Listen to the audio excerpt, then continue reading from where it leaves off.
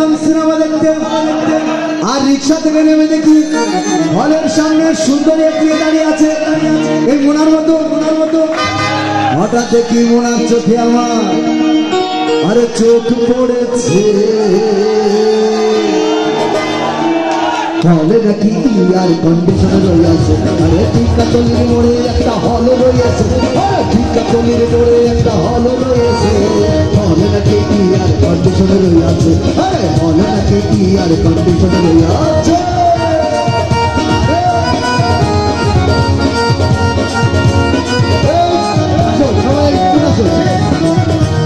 আসো আসো,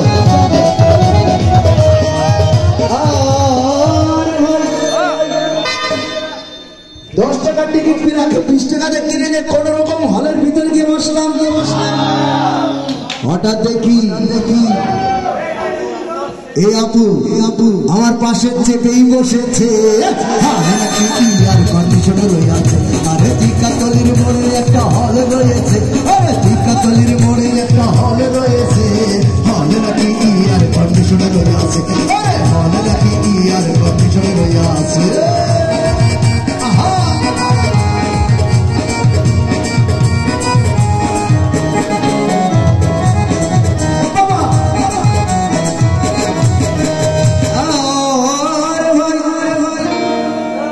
সিনেমা আরম্ভ হয়ে গেল।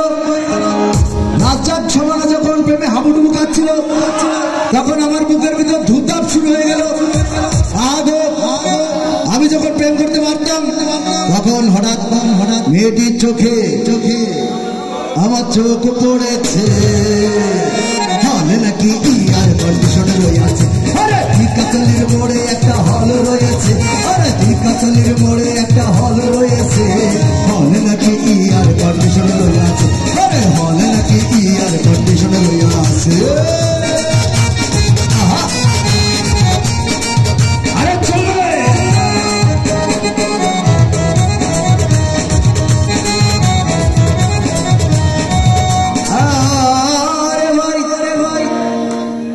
সিনেমা শেষ হয়ে গেল। মেয়েটি বলল, ডার্লিং আমার ক্ষুধা পেয়েছে। গেলাম মস্তফা হোটেলে, খুব ধুমধাম করে খাইলাম। হঠাৎ ভয় আমাকে একটা বিল ধরিয়ে দিয়েছে।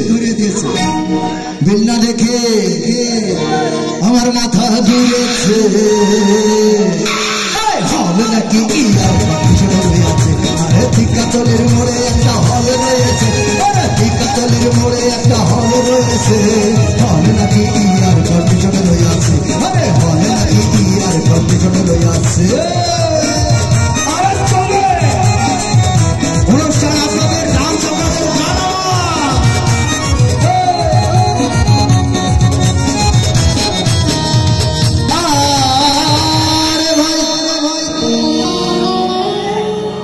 হোটেল থেকে বেরোলাম, রিক্সা নিলাম। মেয়েটি বললো, ডার্লিং আজকের মতো চলে যাই। চলে গেল। ভাষায় রিক্সা ভাড়া দিতে গিয়ে দেখি মেয়েটি আমার পকেটে মেরে চলে গিয়েছে। আরে মেয়েটি আমার পকেটে মেরে চলে গিয়েছে, আরে মেয়েটি আমার পকেটে মেরে চলে গিয়েছে। হলে নাকি ইয়ার কন্ডিশনে রয়েছে, আরে হলে নাকি ইয়ার কন্ডিশনে রয়েছে। টিকাতলির মোড়ে একটা হল রয়েছে, আরে টিকাতলির মোড়ে একটা হল রয়েছে। হলে নাকি ইয়ার কন্ডিশনে রয়েছে, হলে নাকি ইয়ার কন্ডিশন রয়েছে।